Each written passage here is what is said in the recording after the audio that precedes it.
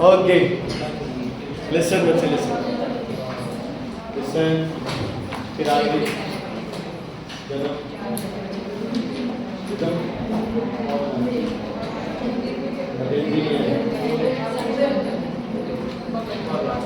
उदय कहाँ है? Okay, listen बेटे एवरीवन, कल काम होते थे आप फैट्स कर लिए थे आपने, है ना? फैट्स हो गए थे। ओके, अगला लिखो बच्चे प्रोटीन्स।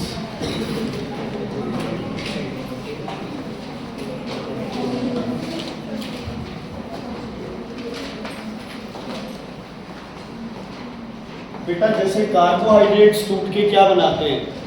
ग्लूकोज। फैट से क्या बनता है? Fatty acids and glycerol.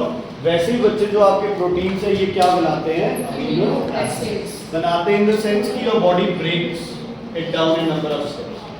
Okay, so आपकी बॉडी में ये प्रोटीन किस फॉर्म में एब्जॉर्ब होगा?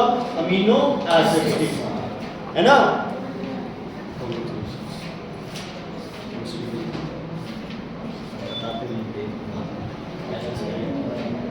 क्लियर है बच्चे? Protein changes to amino acids, protein changes to amino acids. Clear है बच्चे? ठीक है। अब प्रोटीन का तुम्हारी बॉडी में क्या था? देखो यार, प्रोटीन के अंदर जो मेन है ना वो होता है क्या? कार्बन, हाइड्रोजन, और वो तो है ही है, नाइट्रोजन आती है प्रोटीन में। क्या आती है? नाइट्रोजन। नाइट्रोजन जो एलिमेंट है ना, इसका रिलेशन है बच्चे ग्रोथ के साथ। किसके साथ? अच्छा, तुम्हें एक चीज बताऊं, तुम्हारे एंजाइम्स किसके बने हुए हैं? प्रोटीन्स। Hormones proteins. जो भी तुम्हारी बॉडी में सेल्स बन रहे हैं तो किसके? प्रोटीन्स। टिश्यूज बन रहे हैं किसके? प्रोटीन्स। जितनी भी सिक्रीशंस हो रही है तुम्हारी बॉडी में वो सब क्या है? प्रोटीन्स। सब क्या है? वो सब क्या है बच्चे? वो प्रोटीन्स। ठीक है। इवन आपकी एंटीबॉडीज है वो क्या है? आपके प्रोटीन्स।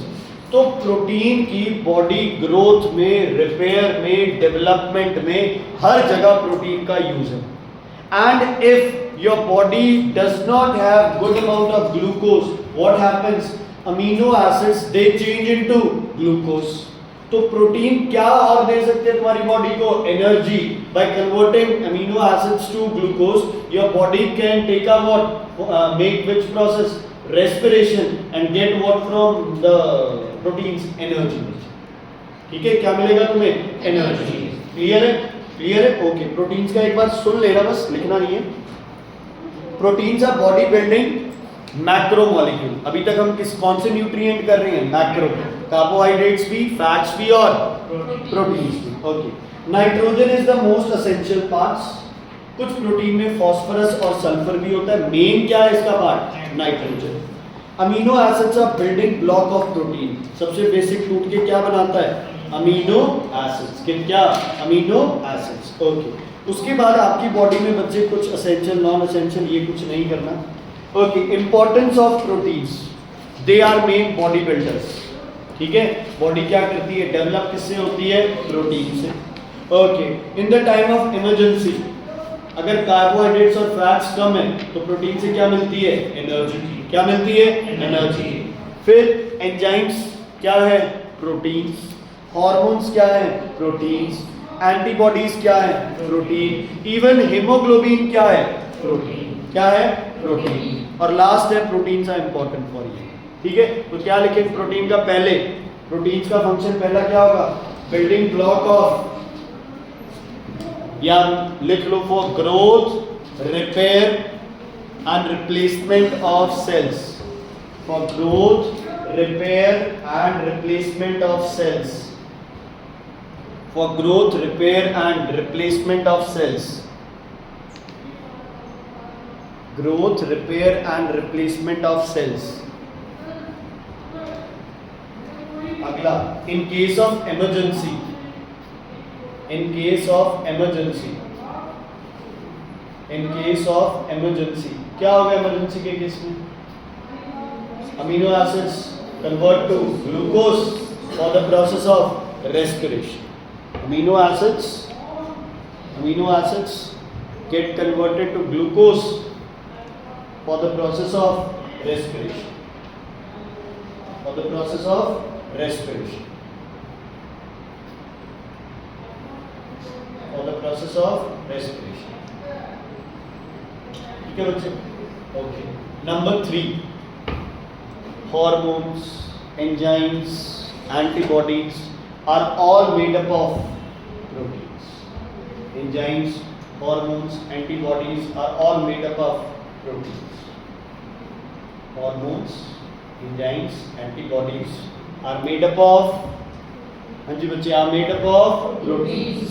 ठीक है, क्लियर है बेटा? कोई दिक्कत, कोई प्रॉब्लम? अच्छा मुझे ये बताओ, जो विटामिन में ये टेबल है, सर ने क्या बोला, मैम ने सारी टेबल करनी है? चलो एक बार क्या करेंगे, हम विटामिन की कोई टेबल नहीं करेंगे, इनके फंक्शंस वगैरह एक बार नहीं करेंगे। ये जो आपके स्कूल में बोलेंगे हम सिर्फ वो करेंगे, क्योंकि यार ये बहुत ज़्यादा क्रैमिंग का पार्ट हो जाता है, तो कन्फ्यूजन होती है बच्चों को। जब ये चाहिए होगा तब करेंगे। एक बार टेस्ट वगैरह में मैं अलग अलग विटामिन के क्या फंक्शन है नॉलेज होनी। हाँ, जनरली मैं 2-4 विटामिन आपको बताऊंगा जो जनरली अपने नॉर्मल लाइफ में यूज होते हैं, तो आप वो जरूर करेंगे। ठीक है, क्लियर है? तो भैया जी क्लियर है बेटा? ओके, उसके बाद देखो विटामिन। अब विटामिन क्या हो गया अपना, माइक्रो हो गया, मैक्रो हो गया? माइक्रो हो गया। चाहिए थोड़ी क्वांटिटी में, लेकिन जरूरी बहुत ज्यादा जरूरी है बॉडी में। विटामिन की डेफिशिएंसी आ जाए तो बहुत सारी तरह की क्या आ जाती है बच्चे, डिजीज हो जाती है ना? बहुत तरह की क्या है डिजीज, पैथोजन से नहीं, किसकी कमी से? विटामिन की, है ना? जैसे नाइट ब्लाइंडनेस है, रिकेट्स है, बोन्स का सॉफ्ट हो जाना, है ना? ये सब क्या है बच्चे आपके विटामिन की। ठीक है, विटामिन मिलते कहाँ से? ये सब ग्रीन वेजिटेबल्स एंड आपके फ्रूट्स और मिल्क बड़ा अच्छा सोर्स है हर चीज़ का, कार्बोहाइड्रेट, फैट, प्रोटीन, विटामिन सब मिलते हैं। मिल्क और मिल्क प्रोडक्ट्स लगभग हमें होता है। ठीक है, तो विटामिन कम क्वांटिटी में चाहिए। अच्छा, विटामिन जैसे खाते हो वैसी बॉडी में क्या हो जाते हैं, एब्जॉर्ब हो जाते हैं। इसलिए विटामिन को डाइजेस्ट करने के लिए किसी तरह का कोई एंजाइम नहीं चाहिए। लिख लो, there is no enzyme to digest vitamin. There is no enzyme to digest vitamin because it is directly absorbed in the body. Because it is directly absorbed in the body. It is directly absorbed in the body.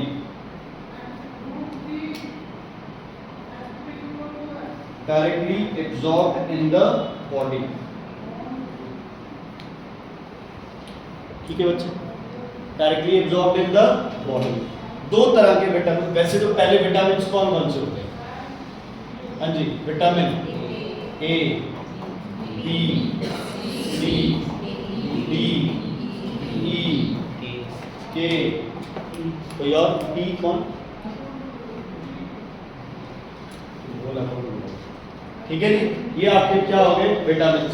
Okay, उसके बाद ये जो vitamin होता है B और सी, ये होता है बच्चे वाटर सॉल्युबल। लिख लो, water soluble vitamin, vitamin A, vitamin B and vitamin C. Water soluble vitamin, vitamin B and vitamin C. और दूसरे याद है तुम्हें, मैंने जब फैट लिखा है उसमें लिखवाया था, तो दूसरे क्या हो गए, fat soluble.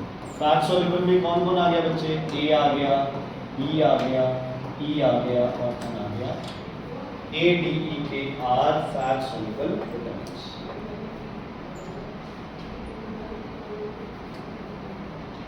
Fat soluble vitamins.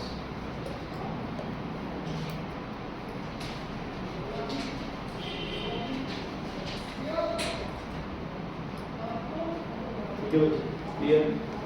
अच्छा, कुछ कॉमन वैसे ही लिख लो, एक जनरल सा लिख लो, विटामिन ए आइज के लिए बच्चे, vitamin A for your eyes, है ना? येलो चीजें उनमें विटामिन ए होता है। येलो मतलब सिट्रस फ्रूट्स, कौन सा? लेमन। ओके, विटामिन ए का रिच सोर्स है मैंगो। ठीक है, विटामिन ए हो गया। ओके, विटामिन बी, बी किसके लिए चाहिए? विटामिन बी, विटामिन बी बच्चे, बी कॉमनली कोई भी तुम्हारे दिमाग में कोई कॉमनली आ रहा है, विटामिन बी। विटामिन बी का एक तरह से आप ये लगा लो, विटामिन बी बच्चे ऑल राउंडर है। है ना, बहुत बड़े फंक्शंस हैं इसके।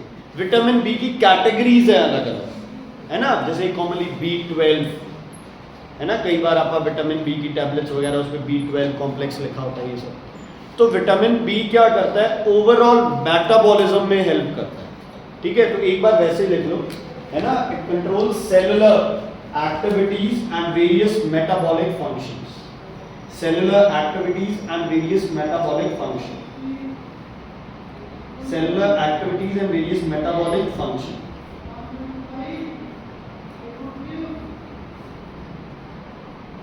स्किन के लिए भी लिख सकते हो, जैसे ब्रैकेट में स्किन कर दो, स्किन के कोई प्रॉब्लम स्किन वगैरह में हो तो उसमें। अब विटामिन सी, विटामिन सी जो होता है बच्चे,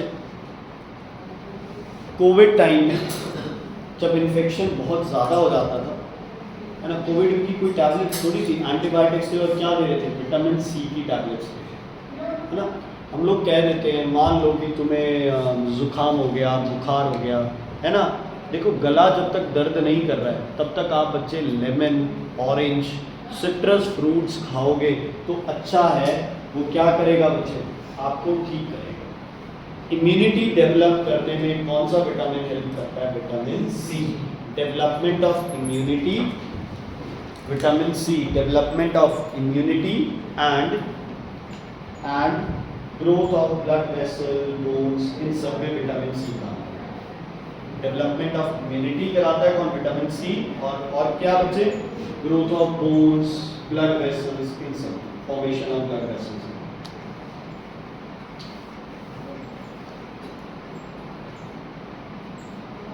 फॉर्मेशन ऑफ बोन्स, टीथ, ये सब कौन कराता है, विटामिन सी। ए का लिख लिया बच्चे, ए का लिख लिया ना अपने आइज के लिए रिलेटेड। अच्छा, विटामिन डी, डी बोन्स, है ना, कैल्शियम और विटामिन डी साथ चलते हैं, bones, vitamin D for bones, vitamin D for bones, vitamin D for bones. Vitamin के लिखो अभी एक बार, विटामिन के, विटामिन के ये काम आता है बच्चे ब्लड क्लॉटिंग, 10th में इसको डिटेल में पढ़ेगा, इसके लिए काम आता है ये ब्लड क्लॉटिंग के लिए काम, विटामिन के फॉर ब्लड क्लॉटिंग, ठीक है, क्लियर है। अब विटामिन कौन सा रह गया, ई, विटामिन ई। ये पता है क्या करता है, ये विटामिन ए को खत्म नहीं होने देता। विटामिन ई लिख लो, prevents oxidation of vitamin A, vitamin E prevents oxidation of vitamin A, vitamin A.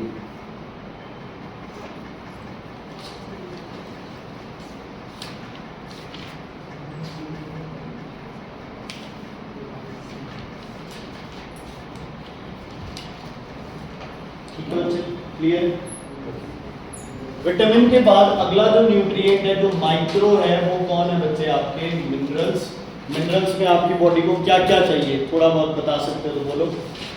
Sodium और पोटेशियम और कैल्शियम और आयरन और फॉस्फोरस और आयोडीन और सल्फर और क्लोरीन और कॉपर चाहिए।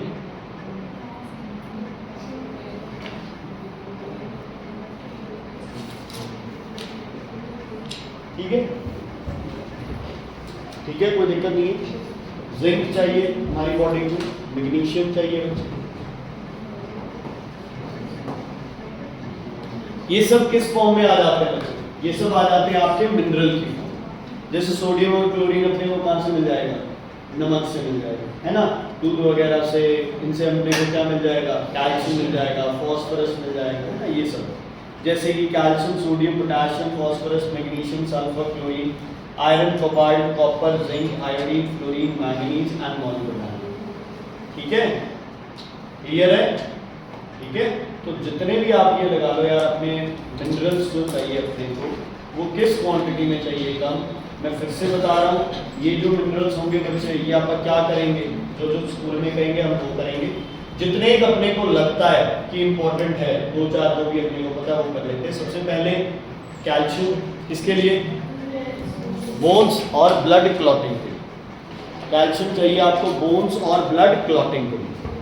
देखो इनकी बीमारियां भी करनी है, ये किस में होते हैं वो भी करना है, पर देखो आपको थोड़ा बहुत पता है ना तो आप लिख सकते हो, इसमें कोई इतनी बड़ी दिक्कत नहीं है।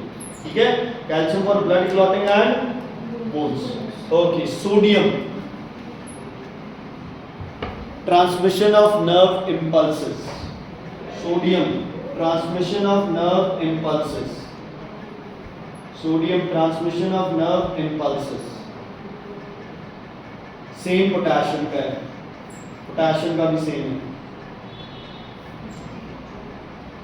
अच्छा, फास्फोरस का भी बता सकता है, फास्फोरस का बोन्स तो हो गया, और प्रोडक्शन ऑफ एडिनोसिन ट्राइफॉस्फेट। तो एनर्जी के लिए भी क्या चाहिए, फास्फोरस। तो लिख लो फास्फोरस, एक तो बोन्स है और क्या है, energy, sorry formation of ATP. एक तो है for bones and formation of ATP. कौन, फास्फोरस। कौन बच्चे, फास्फोरस। आयोडीन कौन से ग्लैंड के लिए चाहिए, थायराइड ग्लैंड के लिए। तो लिख लो iodine, iodine thyroid gland, iodine thyroid gland, thyroxine के लिए ना, मेटाबॉलिज्म के लिए थायराइड ग्लैंड होता है। अच्छा, और कोई इसके लिए कुछ आयरन चाहिए हीमोग्लोबिन के लिए। अगर बॉडी में ब्लड लॉस ज़्यादा हो जाता है ना तो हीमोग्लोबिन की कमी आ जाती है।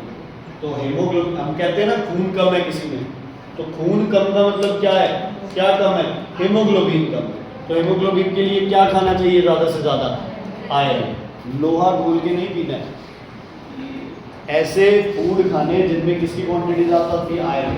स्पेशली आपके ग्रीन वेजिटेबल्स, जो भी पत्ते वाली सब्जियां होंगी, जितना ज़्यादा खाओगे आयरन ज़्यादा। ठीक है, क्लियर है, हाँ जी क्लियर है। और तो यार फिर जो आएंगे आप उस हिसाब से करते रहेंगे।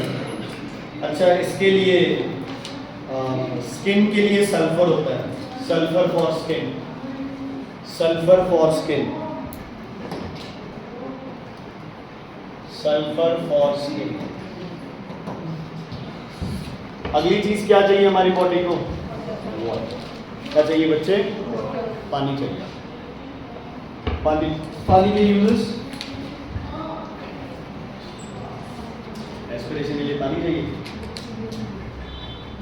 पानी, हम तो सांस लेते हैं, पानी पी के थोड़ी ऑक्सीजन मिलती है बच्चे, सांस लेते हैं हम तो। पानी की यूज बॉडी में, पानी क्यों पीते हैं, प्यास लगती है, प्यास क्यों लगती है,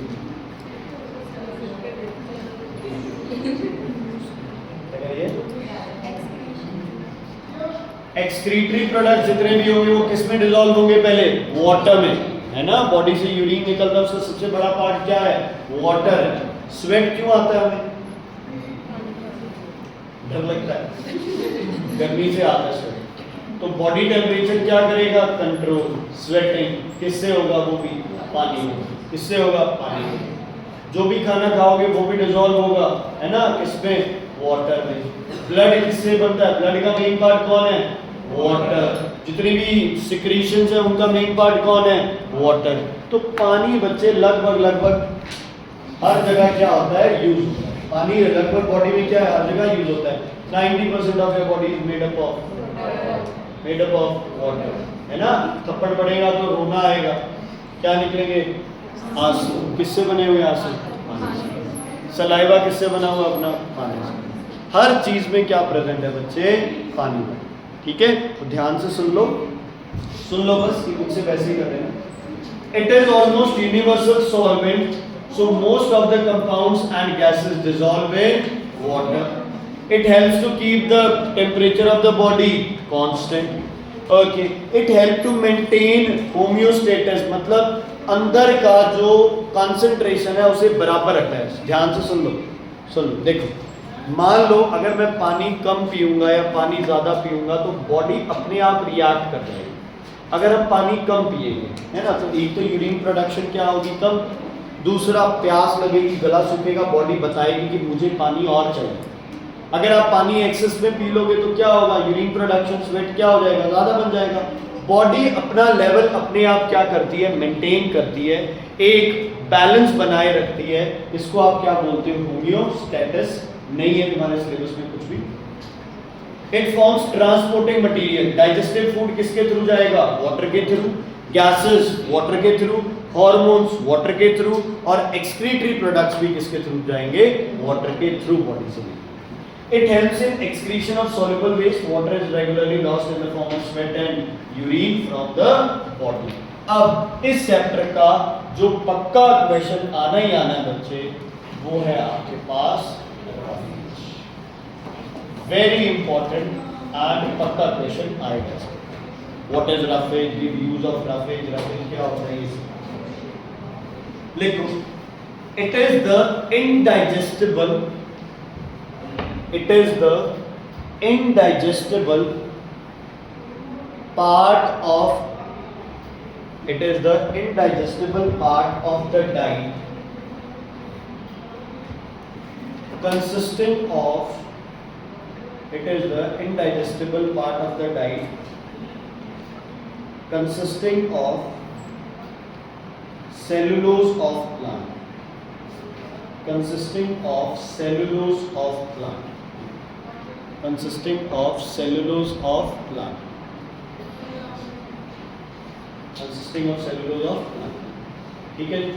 it is highly fibrous, it is highly fibrous।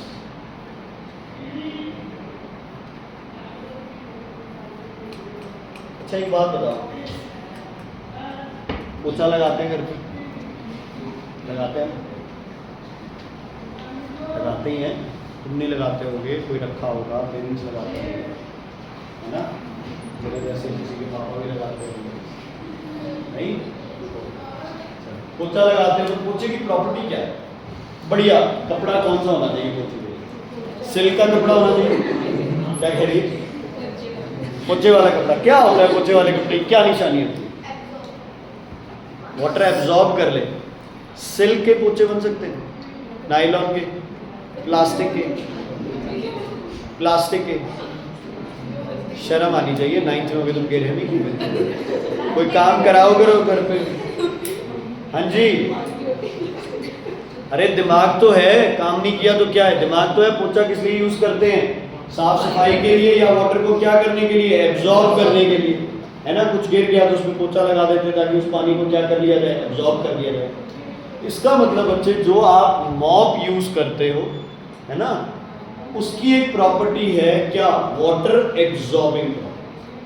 मतलब पानी गिर गया, आपने वो कपड़ा भी उसके ऊपर रख दिया ना, मम्मा कई बार क्या देते हैं, एक बार तो पोछा डाल दे, कोई बात नहीं मैं बाद में अपने आप देखती हूँ, तो वो उसके ऊपर रख भी दिया ना, तो उसने सारा पानी क्या कर लेना है, एब्जॉर्ब कर।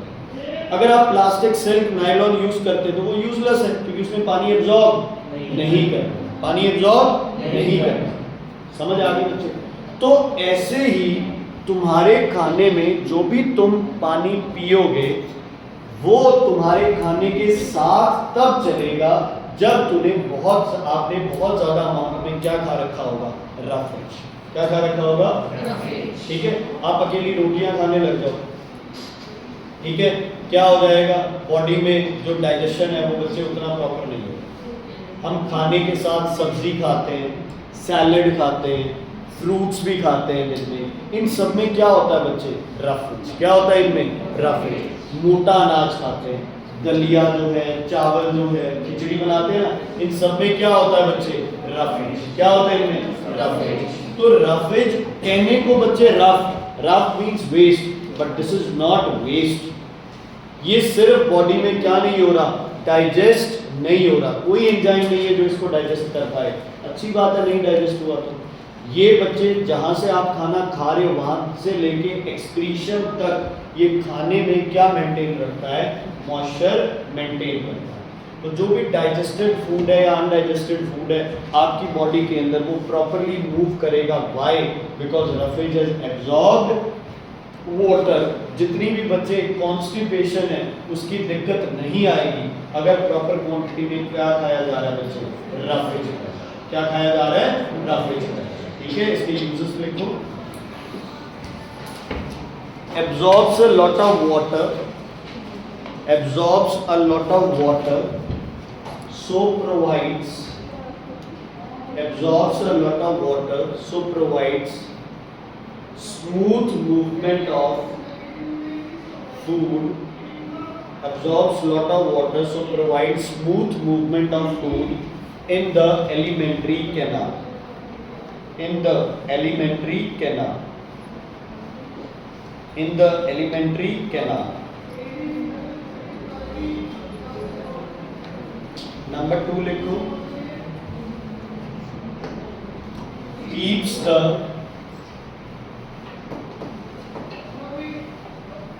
solid waste, बच्चे fecal matter लिखना, keeps the fecal matter soft, hence avoids constipation. Keeps the fecal matter soft. Fecal matter means your solid waste.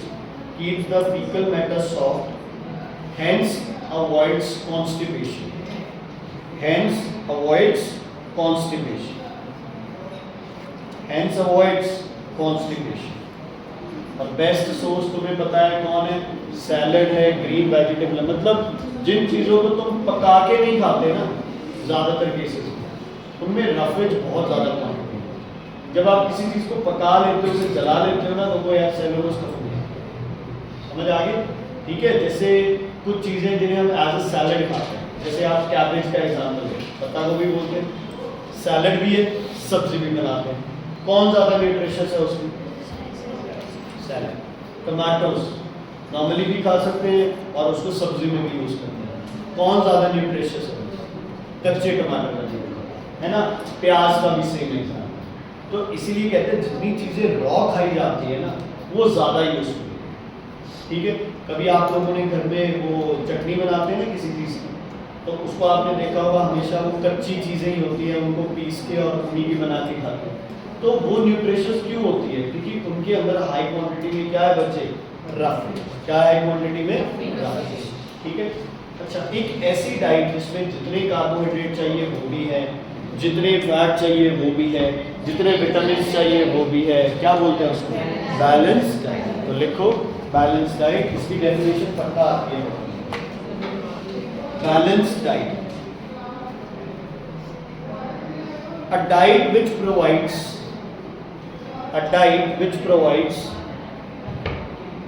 all the necessary nutrients, a diet which provides all the necessary nutrients, a diet which provides all the necessary nutrients, a diet which provides all the necessary nutrients in proper amount, in proper amount,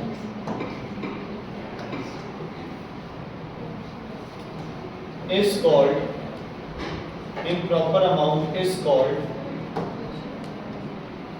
balanced diet, is called balanced diet, is called balanced diet. देखो बच्चे, अगर proper balance diet ना ली जाए, है ना, तो ऐसी दिक्कतें आ सकती हैं। ठीक है बच्चे, कहने की बात होती है, देखो हम जिस एरिया में रह रहे हैं इंडिया में, हम जिस साइड रह रहे हैं, नॉर्थ वाली साइड आप रह रहे हैं, अपने पास लोगों के पास लगभग पैसा बहुत है। यहाँ कोई परिवार आपको ऐसा नहीं मिलेगा जिनको खाना भी ना मिलता। वैसे तो इंडिया में भी ऐसा नहीं है, क्योंकि अपनी कहते हैं ना गवर्नमेंट ने बहुत पहले से स्कीम्स ऐसी चलाई हुई है कि गरीबों को मुफ्त अनाज देना है और तो वो कंटिन्यू है, पिछले 20-50 सालों से मिल रहा है सबको। तो ऐसी तो हालात किसकी नहीं है भी कुछ भी ना मिले खाने के लिए। लेकिन अभी भी दुनिया में बच्चे ऐसी कंट्रीज हैं, ऐसे रीजन्स हैं, हो सकता है इंडिया में भी कुछ रीजन्स ऐसे हो जहाँ पे कहते हैं ना कि 2 वक्त की रोटी भी ना मिलती हो, किसको? बच्चों को खाएंगे। ठीक है, तुम्हारी बॉडी डेवलप होगी, अब मेरी बॉडी डेवलप्ड है ना, मेरे को अगर प्रॉपर न्यूट्रिशन ना भी मिलेगी तो क्या हो जाएगा? वीकनेस आ जाएगी, है ना। मैं अगर मेरी उम्र 80 साल होगी थी तो मेरी उम्र 70 साल रह जाएगी, और क्या फर्क पड़ेगा? इससे ज़्यादा तो कुछ नहीं होगा। लेकिन तुम्हारी कौन सी एज है? Growing age. तुम्हें क्या चाहिए? बैलेंस चाहिए, तुम्हें प्रोटीन्स भी चाहिए, तुम्हें फैट्स भी चाहिए, तुम्हें विटामिन्स भी चाहिए, है ना। अगर तुम्हें कोई भी न्यूट्रिएंट कम अमाउंट में मिलेगा तो प्रॉब्लम्स आएंगी। कार्बोहाइड्रेट कम खाओगे तो क्या नहीं बनेगी बॉडी में? एनर्जी, वीकनेस आ जाएगी। फैट्स कम खाओगे तो वीकनेस तो आएगी और बॉडी की डेवलपमेंट क्या हो जाएगी? पुअर हो जाएगी। और प्रोटीन तो आपके लिए बहुत ज़्यादा ज़रूरी है, क्योंकि जितने एंजाइम्स, हार्मोन्स, ये वो चीज़ें, नए सेल, रिपेयर, ग्रोथ सब होनी है, वो किसके थ्रू होनी है? प्रोटीन से। किसके थ्रू होनी है? प्रोटीन से। तो आपके पास 2 बीमारियां होती है जो हम करेंगे। एक का नाम होता है बच्चे क्वाशियोकोर, इसको बोला तो जाता है क्वाशियोकोर, ठीक है, इसको वॉशियोकर भी बोल देते हैं। एग्जैक्ट इसकी प्रोनाउंसिएशन क्या है? क्वाशियोकोर बोलते हैं, बाकी आप इसको क्वाशियोकर बोलते हैं। ये देख लो बच्चे, क्वाशियोकर में क्या हुआ है? लिम्स क्या हो गए हैं? बहुत ज्यादा पतले। हाथ पैर क्या हो गए हैं? बहुत ज्यादा पतले। स्किन क्या हो गई है? बिल्कुल हड्डियों के साथ चिपक गई है। लेकिन स्टमक क्या हो रहा है बच्चे? प्रोट्रूडिंग आउटवर्ड्स, है ना, स्टमक प्रोट्रूडिंग आउटवर्ड्स। कॉमनली कह देते हैं कि पेट में, फेफड़ों में पानी बहुत ज्यादा भरा हुआ है इसमें, ठीक है। इस बीमारी का नाम क्या है बच्चे? क्वाशियोकर। क्या है इस बीमारी का नाम? क्वाशियोकर। ये देखो बच्चे, है ना, ये देखो। अगर आप प्रॉपरली देखो तो इतनी सारी दिक्कतें हो रही हैं। क्या हो रहा है? ग्रोथ नहीं हो रहा है, बाल चेंज हो जाते हैं, राउंड हो जाते हैं, कर्ली बन जाते हैं। ऐसा नहीं है जिसकी कर्ली बाल है वो सबको ये दिक्कत है, ठीक है, बाल कर्ली हो जाते हैं, ठीक है। उसके बाद इरिटेबिलिटी होती है उस बंदे को। उसके बाद अनीमिया हो जाता है। अनीमिया मतलब खून की कमी। मसल वेस्टिंग, है ना, मसल्स क्या है? बिल्कुल खत्म हो जाती है। स्किन क्या करती है? चिपक जाती है। जैसे मेज ग्रेन पढ़ा था ना अपन ने, fruit wall and seed coat get fused, तो ऐसा कुछ हो जाता है। फैटी लिवर, है ना, लिवर क्या है? अपना काम प्रॉपरली नहीं कर पाता। उसके बाद क्या हो गया? स्मॉल इंटेस्टाइन में प्रॉब्लम है, स्किन की डीपिगमेंटेशन हो गई है, ठीक है। उसके बाद क्या है? एडीमा हो सकता है, हाथों पैरों में क्या आ सकती है बच्चे? स्वेलिंग आ सकती है। तो ऐसी चीजें आपको देखने में मिलेगी। अगर बीमारी क्या है? क्वाशियोकर। उसके बाद बच्चे आपके पास एक और दिक्कत है बच्चे, जिसमें प्रॉब्लम क्या आती है?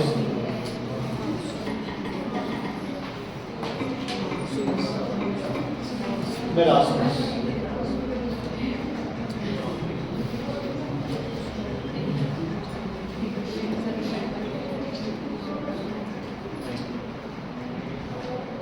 ये डिफरेंस है।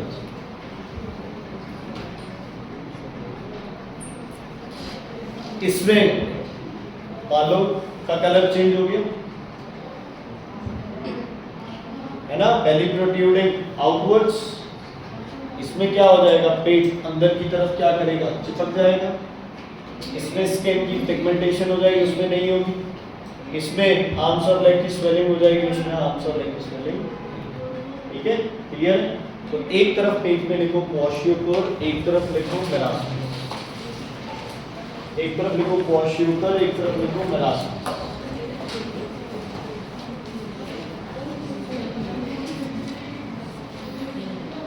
लिख लिया बच्चे? ओके। क्वाशियोकर की तरफ लिखो only protein deficiency, only protein deficiency. और मेरास्मस की तरफ लिखो protein, carbohydrates and fat deficiency, protein, carbohydrates and fat deficiency.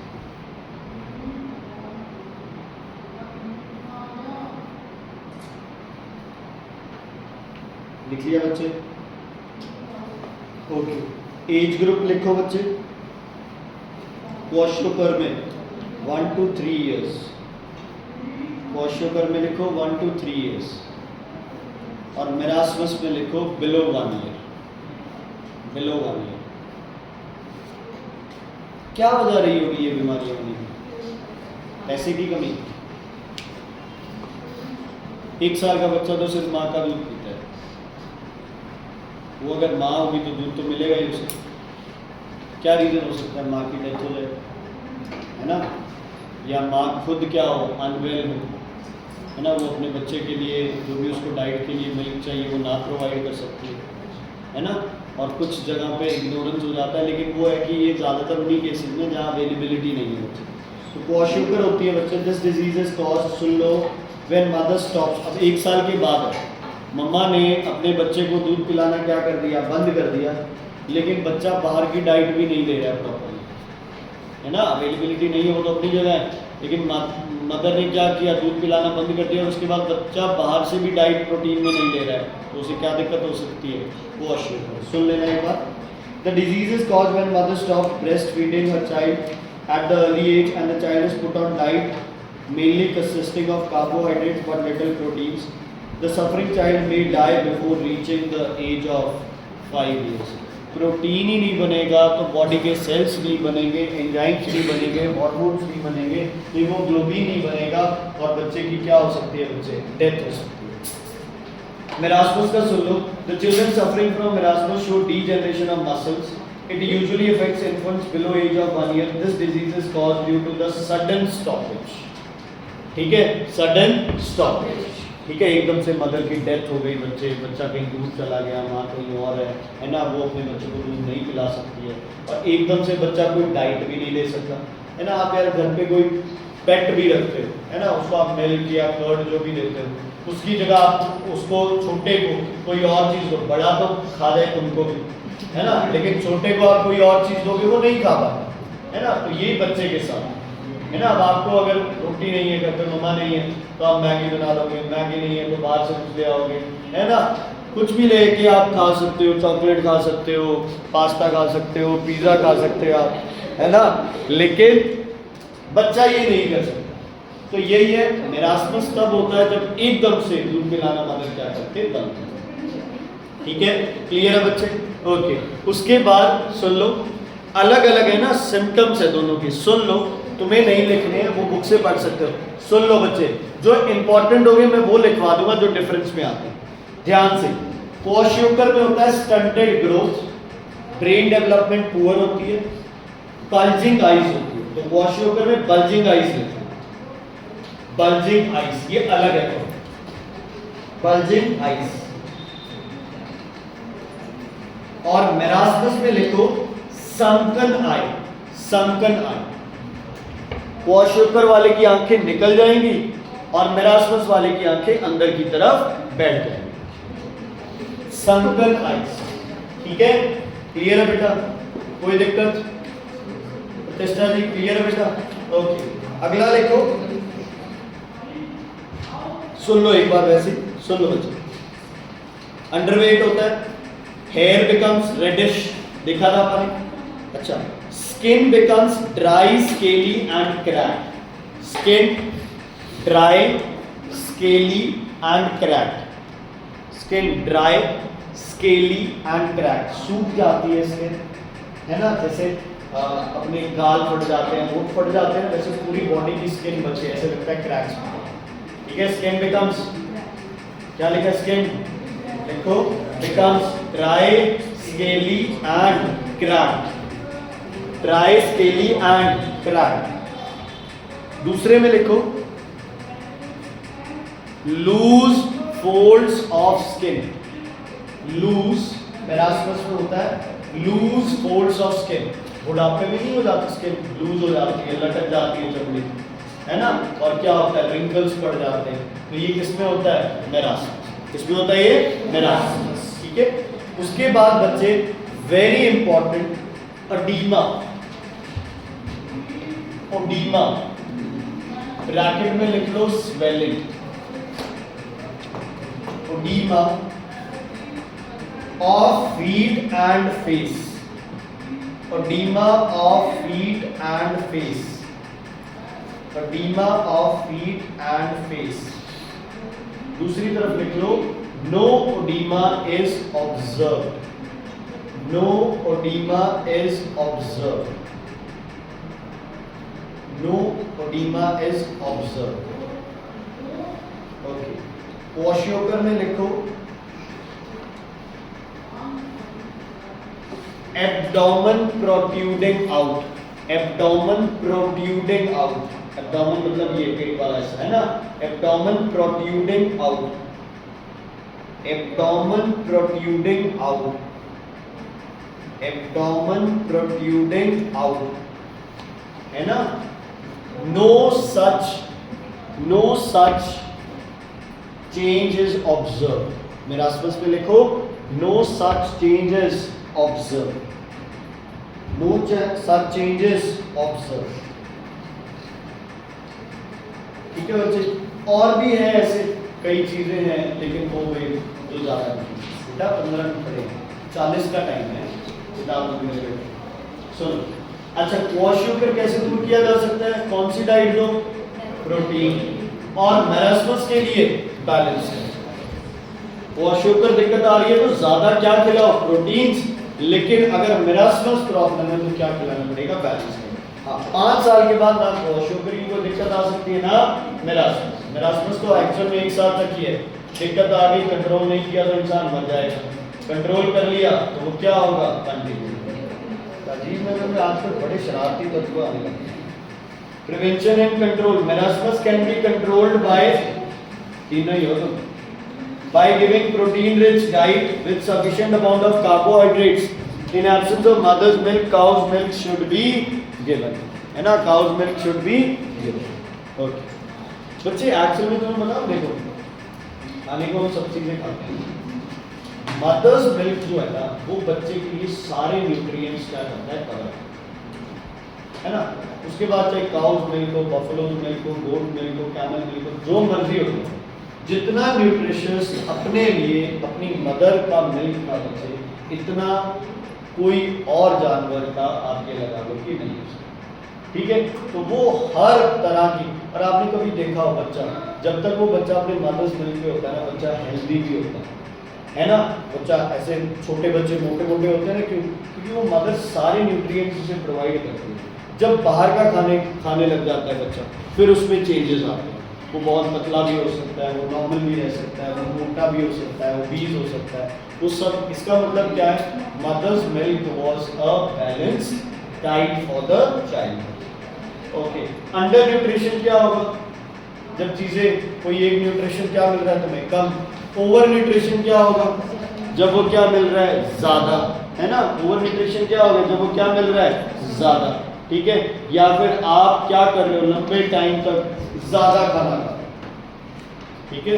Season में थप्पड़ मारना है, समझ आ गई ना। मैं इग्नोर कर, एक तो बात ये, तीसरी लाइन में बैठे हो, तुम ये सोच रहे हो दिख नहीं रहा है, क्लास है ये कोई स्कूल वाली, कितना सा तो रूम है, आप कहीं बैठ जाओ तो भी पता चल जाएगा। तुम दोनों तो लड़ी अच्छी हो, बस एक दूसरे से ना ही बोला ना तो ही ठीक है।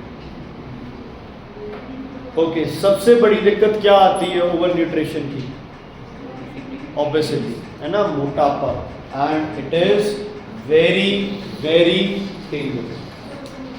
मोटा होना इज बैड, बैड भी नहीं, क्या, वेरी बैड। आजकल ये चला रखा है ना सोशल नेटवर्क पे, बॉडी शेमिंग नहीं करनी चाहिए, कोई मोटा है तो अपना खा रहा है ना, किसी और का थोड़ी वो खा रहा है। अरे अच्छा है, कोई मोटा है तो उसको चिढ़ाया जाए तो बढ़िया, मैं तो कह रहा हूँ, उसको फील हो तो अच्छी बात है, क्या होगा, उसी के लिए फायदा है। ठीक है यार, किसी को बहुत ज़्यादा कर देना दोस्तों में चलता है ना, जिससे अपना लेना देना नहीं, आप उसका मजाक उड़ाओ, मेंटली किसी को हर्ट मत करो, but physically a person who is fat should think of losing his obesity. बच्चे श्राप है आपके लिए, और धीरे धीरे आप ये लगा लो, जितनी बीमारियां स्टार्ट होगी वो किससे स्टार्ट होगी, ओबेसिटी। यार बे मतलब आप 5, 7, 10 किलो वजन अपने ऊपर उठा के घूम रहे हो पूरा दिन, जितना तुम्हारा वेट होना चाहिए होता है ना, तुम्हारी हाइट के हिसाब से तुम्हारा जितना वेट होना चाहिए वो सही है ना, उससे फालतू अगर आप वजन अपनी बॉडी पे उठा के घूम रहे हो तो वो आपके ऊपर क्या है, बोझ ही तो है। क्या हेल्प कर रहा है वो आपको? कोई इंसान फैट है ना, बहुत ज़्यादा उसके फैट इफेक्ट करना है, क्या हेल्प कर रहा है उसको? इंसुलेशन प्रोवाइड कर रहा है, रजाई है, कंबल है, स्वेटर है। और पतले कौन सा मर जाते हैं सर्दियों में, है ना। तो अंडर न्यूट्रिशन मतलब जितना चाहिए उतना नहीं, ओवर न्यूट्रिशन मतलब ज़्यादा।